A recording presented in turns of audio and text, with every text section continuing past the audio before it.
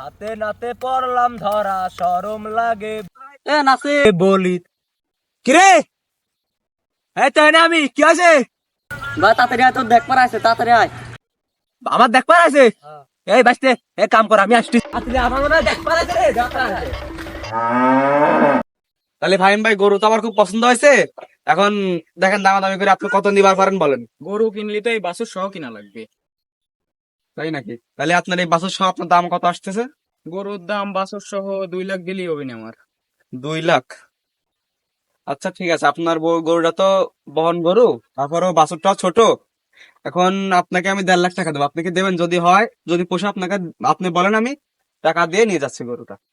ভাই আমরা অন্য বগনিবারটা কিছু করি নাই, জানো 1.5 লাখ টাকায় ফিক্সড করে দেন, বলি পারে নেই আমরা চলে যাই, হ্যাঁ বুঝছেন? ভাই, ভালো হবে সেটাই। এখন দেখেন আপনি কি করবেন।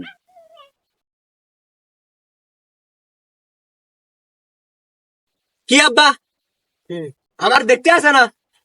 না, গরুর দামাদামি হচ্ছে না।